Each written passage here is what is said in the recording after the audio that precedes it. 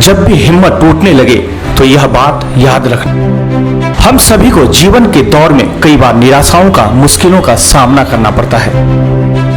हम जिंदगी के दौर में कभी कभी इतना परेशान हो जाते हैं कि हमें कोई हल समझ में नहीं आता। समझ नहीं आता कि क्या सही है और क्या गलत। अगर आप भी किसी ऐसी ही परिस्थिति से गुजर रहे हैं तो यह वीडियो आपके लिए जरूर उपयोगी होगा। इस कहानी के लेखक हैं कुलदीप सिंह जी विजडम। तो आइए शुरू करते हैं। साउथ अफ्रीका के ऑस्कर पिस्टोरियस, जिनके घुटनों के नीचे पैर भी नहीं है, 2008 समर पैरालंपिक्स में 100, 200 और 400 मीटर रेस में गोल्ड मेडल से सम्मानित हुए। तो मैं समझता हूं कि यह पूरा शरीर लेकर चलने वालों के लिए यह बताने को काफी है कि विकलांगता कहीं नहीं, सिर्फ हमारे दिमाग में बैठी है।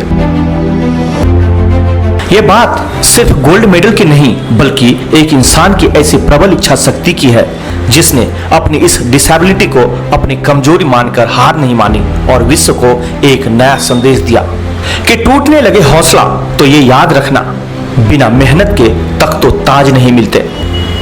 कि टूटने लगे हौसला तो ये याद रखना कि बिना मेहनत के तख्तो ताज नहीं मिलते। ढूंढ लेते हैं अंधेरों में मंजिल अपनी, ढूंढ लेते हैं अंधेरों में मंजिल अपनी, जुगनू कभी रोशनी के मोहताज नहीं होते। अपने जीवन के हर पल को उत्साह के साथ जिए। जब भी अपने अंदर नकारात्मक ख्याल आए तो उन लोगों को याद करें जो चल नहीं सकते लेकिन उनकी दौड़ने की तीव्र इच्छा शक्ति है। अपने जीवन में कभी निराश न हो। जिंदगी कुदरत का दिया हुआ एक अद्भुत उपहार है। हर पल को खूबसूरती से जिएं। समय आपके विपरीत हो सकता है, लेकिन आपके पास अब भी सकारात्मक ढंग से सब कुछ बदलने की अद्भुत और असीमित क्षमताएं हैं। अक्सर हमारे सामने मुसीबतें आती है तो हम उनके सामने पस्त हो जाते हैं। उस समय हमें कुछ समझ में नहीं आता कि क्या सही है और क्या गलत। हर व्यक्ति का परिस्थितियों को देखने का नजरिया अलग अलग होता है। कई बार हमारी जिंदगी में मुसीबतों का पहाड़ टूट पड़ता है। उस कठिन समय में कुछ लोग टूट जाते हैं तो कुछ संभल जाते हैं। मनोविज्ञान के अनुसार इंसान किसी भी प्रॉब्लम को दो तरीकों से देखता है। पहला, समस्या पर केंद्रित होकर और दूसरा, समाधान पर केंद्रित होकर। समस्या पर केंद्रित होने वाले अक्सर मुसीबतों में ढेर हो जाते हैं। इस तरीके के इंसान किसी भी मुसीबत में उनके हल के बजाय उन मुसीबतों के बारे में ज्यादा सोचते हैं और उनसे घिरे रहते हैं, पर उन तरीकों पर काम नहीं करते जिनसे उन्हें मुसीबत से बाहर निकलना है, बल्कि समस्याओं को और जटिल बनाते रहते हैं। वहीं दूसरी ओर समाधान पर केंद्रित होने वाले लोग मुसीबतों में उसके हल के बारे में ज्यादा सोचते हैं। इस तरह के इंसान मुसीबतों का डट के सामना करते हैं और अंत में सफलता प्राप्त करते हैं। चलिए एक रियल लाइफ उदाहरण लेते हैं। जब कभी भी आप ट्रैफिक में फंस जाते हैं तो आप क्या करते हैं? अपनी गाड़ी को धीरे धीरे आगे बढ़ाते रहते हैं और ऐसा करते करते आप वहां से निकल जाते हैं। उस दौरान आप देखेंगे जहां ट्रैफिक पुलिस या ट्रैफिक सिग्नल नहीं होता है, वहां कुछ लोग जाम को और बढ़ा रहे होते हैं। तब आपको गुस्सा भी आती होगी, है ना? लेकिन जब जाम भयंकर हो जाता है तब आप और हम में से ही कोई इशारे करके उस जाम से निकलने का उपाय भी कर रहा होता है। ऐसा करने से स्थिति सामान्य होने लगती है। बस ऐसा ही तो हमें लाइफ में भी करना होता है। धीरे धीरे बस प्रयास करते रहो और एक वक्त आएगा कि आप उस प्रॉब्लम के ट्रैफिक से बाहर निकल आओगे। यानी रुकना नहीं है। अगर आप ट्रैफिक में भी रुक गए तो क्या होगा? और गाड़ियों के जाम में आप फिर से फंस जाओगे। मैं देखता हूं दुनिया में हर जगह अशांति, डिप्रेशन क्यों है? और यह एक की गलती की सजा दूसरे को भुगतने पर खत्म नहीं होता और बढ़ता है। क्या वो इंसान अगर खुद उसको सजा दे देगा तो क्या वो सुखी हो जाएगा? नहीं, लेकिन अफसोस हमेशा बाद में ही होता है। बदले की भावना से आज तक किसी का कुछ अच्छा नहीं हुआ, लेकिन मनुष्य अपने स्वभाव से मजबूर है। अशांति है कहां? हमारे भीतर ही है। जब बाहर किसी के साथ अन्याय हो रहा होता है तब हम वीडियोग्राफी में इंटरेस्ट रखते हैं, लेकिन जब खुद के साथ वही अन्याय हो रहा होता है तब सोचते हैं कि कोई काम नहीं आता। सच तो यह है कि दुनिया को देखने का नजरिया हमारा अलग है। जब दूसरों के साथ हो तो हमें क्या मतलब, ये उसका मामला है, और जब खुद के साथ हो तो हम बौखला जाते हैं और कुछ गलत कदम उठाने में एक पल भी नहीं सोचते। क्या हम जिन्हें पराया यानी दुनिया कहते हैं उसे अपना नहीं मानते, या हमें तकलीफ सिर्फ अपनों से ही होती है? अगर हम दुनिया में सभी में अपने देखेंगे तो दुनिया से बुराई खत्म हो जाएगी, लेकिन हम खुद ऐसा नहीं कर सकते क्योंकि हम नहीं चाहते कि दुनिया से बुराई खत्म हो। मैं जब घर से बाहर जाता हूं तो ये सोच के नहीं जाता कि ये बाहर वाले हैं। मैं सोचता हूं कि शरीर को एक न एक दिन तो मुझे छोड़ना ही है। क्यों ना मैं इस सारी दुनिया में सभी को वैसे ही देखूं जैसा मैं खुद के लिए चाहता हूं। हो सकता है मेरा उनसे खून का रिश्ता ना हो, लेकिन जो तकलीफ मुझे होती है वो उन्हें भी तो होती है, तो निश्चित ही वो मेरे जैसे ही हैं। मैं जब फोन पर आप लोगों से बात करता हूं तो मुझे ऐसा लगता है कि अगर ये मेरे पास किसी परेशानी को लेकर आए हैं तो ये उनकी नहीं मेरी समस्या है। मैं उसे खुद पर रखकर देखता हूं कि अगर मैं इस परेशानी में होऊंगा तो क्या निर्णय लूंगा। जब मैं ऐसा करता हूं तो उपाय भी मुझे वैसा ही मिलते हैं। वजह यह नहीं है कि दुनिया में बुराई क्यों, बल्कि अच्छे लोग अपना काम ढंग से नहीं कर रहे होते हैं। हम हर बार इसके लिए कानून को, देश को दोष नहीं दे सकते। बुराई से भूख, गरीबी, अशिक्षा, धोखा, क्लेश और अशांति पैदा होती है। अच्छाई से शिक्षा, समृद्धि, विकास और सुख का जन्म होता है।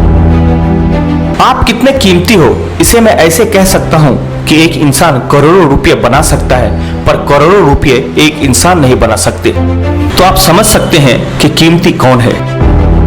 चिंता इतनी कीजिए कि काम हो जाए, पर इतनी नहीं कि जिंदगी तमाम हो जाए। नेपोलियन बोनापार्ट, जो फ्रांस के एक महान, निडर और साहसी शासक थे, जिनके जीवन में असंभव नाम का कोई शब्द नहीं था। इतिहास में नेपोलियन को विश्व के सबसे महान और अजय सेनापतियों में से एक गिना जाता है। वह इतिहास के सबसे महान विजेताओं में से माने जाते थे। उसके सामने कोई रुक नहीं पाता था। नेपोलियन अक्सर जोखिम भरे काम किया करते थे। एक बार उन्होंने आलपास पर्वत को पार करने का ऐलान किया और अपनी सेना के साथ चल पड़े। सामने एक विशाल और गगनचुंबी पहाड़ खड़ा था, जिस पर चढ़ाई करना असंभव था। उसकी सेना में अचानक हलचल की स्थिति पैदा हो गई। फिर भी उसने अपनी सेना को उस पर चढ़ने का आदेश दिया। पास में ही एक बुजुर्ग महिला खड़ी थी।